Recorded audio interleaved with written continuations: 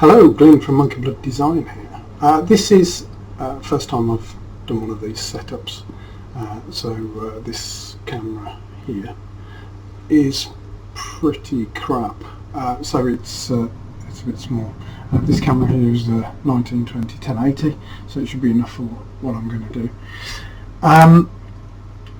And what I'm looking to do here is talk about this book. Now, this is an overlooked gem in my collection, and I've had it for years, and I always remember thinking, oh, that might be quite useful, and it's only now that I've realised that it's a really great book. This is just going to be having a chat about how you can use this in your OSR games, and it's not about trying to get people to play Pathfinder, which is a different level above OSR games. Okay, so we'll get into that in a second. Okie dokie, right, so let's have a little look about what's inside here. So, we won't bother with the table of contents, we'll just get straight in. So you've got your usual introduction kind of thing. Then the book's actually, it's laid out well because it's digestible size pieces. So you tend to find that things are across a spread or on one page. So duties of a GM. And this is the kind of content that's in a lot of Gamemastery books. It's kind of like how are you supposed to GM, what is a GM, what do they do, tone and maturity of your game, sensitive topics, that kind of stuff, the GM as a host, rules of the house, preparing to run a game, creating a campaign guide.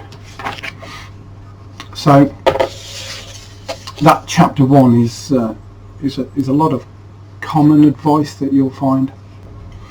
So chapter 2, running a game and how to run a game, examples of play, the art of GMing, and again sometimes you'll find this sort of stuff in a lot of other books, but actually, you know, this is written in such a way and laid out in such a way that it's easy to pick out the bits that you need. These sections are definitely worth the price of admission. Science of GMing, adventures, linear, unrestricted, non-linear, and some of this goes into a little bit more high and low challenge rating encounters, so that's a bit more Pathfinder specific. GM considerations, you know, talk about dealing with TPKs, overpowered PCs. But then we start to see where some of the value for me is in this book. So we've got some tools for the Game Master here. So we've got a table on plots, plot twists, MacGuffins and quest items. So we've got sacrilege, confront zealots allegedly carrying out human sacrifices. That could be a plot. The plot twist, a group with similar abilities sets out to oppose the PCs, and a MacGuffin could be some stolen property. So lots of useful stuff there. Reminds me of Tome of Adventure Design, which is also a fantastic book for this kind of stuff.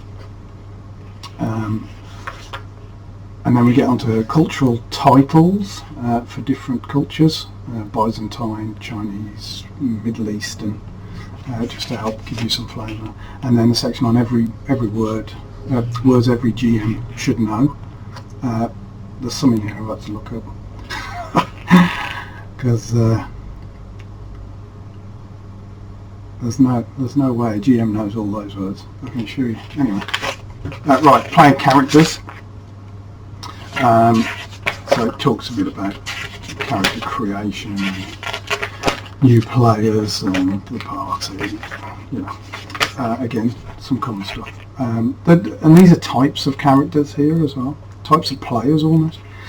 So antagonist, continuity expert, diva, entrepreneur, flake, glassfuel, loner, lump, one-trick pony, power gamer, rules lawyer. We all know one. And then we get into some of the juicy stuff with non-player characters. So designing your NPCs and that kind of thing. And that's a good section, how to make unique ones. And then some of this stuff here, the NPC boons, these are related to Pathfinder as a system. Now villains. We look at these. So we've got NPC creation toolbox here. So NPC backgrounds, NPC goals, physical characteristics, personality characteristics,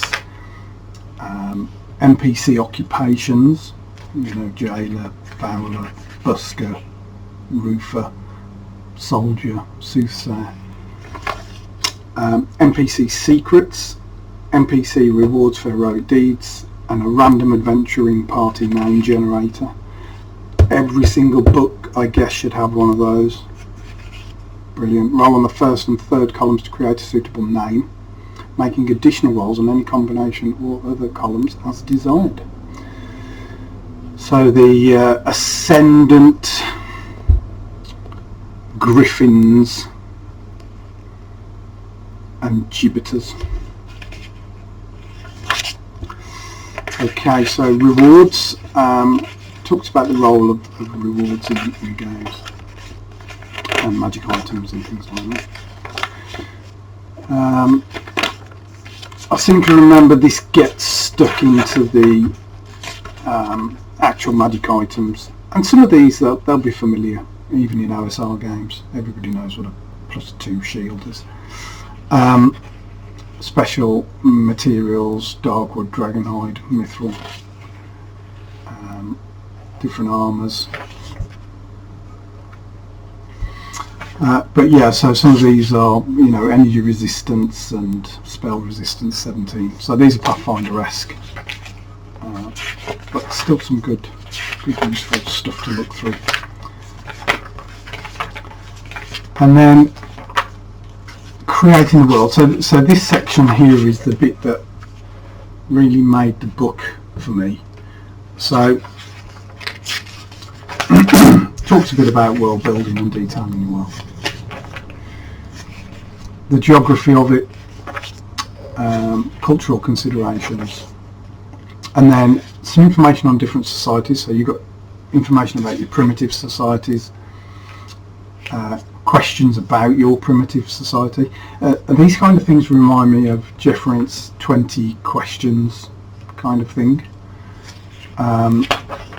So then you've got the feudal society and questions about the feudal society and the hierarchy, which the Midderlands very loosely follows that. A rural agrarian society, questions about that. Cosmopolitan society, and then other societies. So some very useful information there depending on what you're doing with your campaign world. What about technology, what about time, the cosmos, the planes, parallel worlds. Okay. So all of that is really fantastic world building stuff, and very useful. And we get then into elements of adventure, dungeons, and the dungeon toolbox. So this reminds me of the AD&D GM's guide, an appendix, sort of JKL, those ones. So places to find dungeons, types of dungeons, dungeon entrances, dungeon rooms, mundane room characteristics, exotic room characteristics, 100 pieces of minor and major dungeon dressing. Now this section here is it's kind of encounters, creatures you would encounter within types of adventure location like a goblin den or a planar stronghold, underwater ruin. And whilst there's references to the Pathfinder bestiaries, 2d6 Lacedons, you know, underwater ghoul, everybody knows where they can get stats for that for their OSR game probably. Planar adventures, information about those, and then we've got a planar toolbox. So we've got information about random destinations, demi-planes, portal descriptions, and then encounters on the different types of planes. Again, 1d4 Rakshas as in a lawful aligned plane. So that's very useful stuff that transposes across to OSR. Taverns, unique tavern traits, random tavern name generators, menu items, amenities. Urban locations, settlement population ranges. That's actually quite a useful table. I don't know whether it's in focus or particularly readable. But Thorpe, fewer than 20, Hamlet 21 to 60, Village 61 to 200, Small Town 201 to 2000, etc. Settlement statistics. I think that is for setting purchase limits and what levels of spellcasting you can get access to at different levels of settlement. We've got different types of cities, and these will be some qualities that are very Pathfinder specific, but still you can make out what you need to. An urban toolbox, unique city decorations, fountain held aloft by 8 lions, weathered dolmen, gilded statue of the sun goddess, golden orb on a plinth held aloft by stone rocks, shop names, 100 city locations, chapels, squares, townhouses, warehouses, watermills, forums, follies, gatehouses.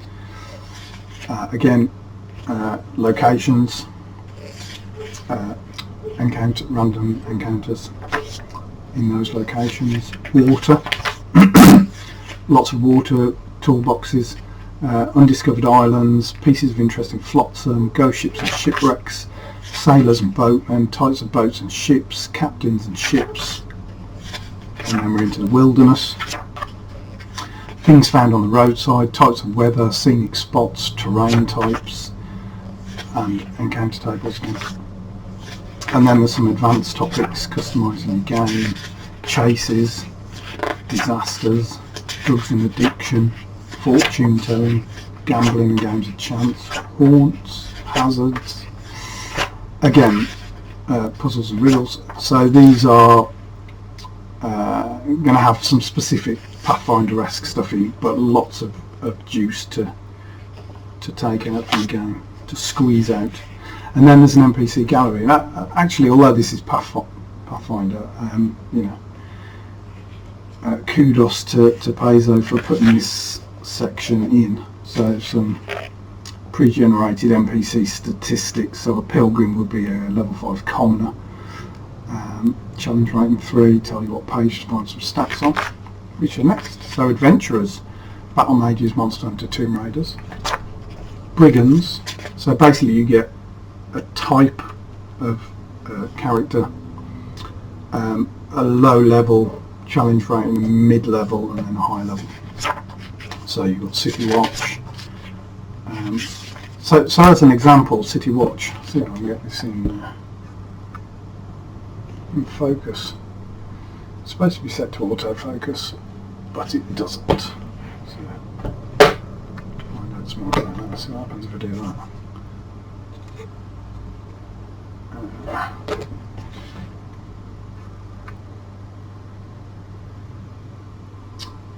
Very odd.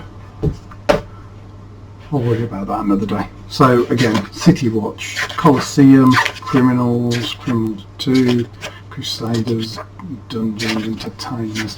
This goes on. loads of useful NPCs, especially if you're into Pathfinder. And that pretty much brings us towards the end of the book. But I hope that's been useful. Although it's my first sort of flip through of a book, I think probably that's not really much good focus. But yeah, hopefully the content of that is demonstrated to the point where somebody will go, I can see getting that could be useful. Right, okay, thanks very much for watching, and see you soon.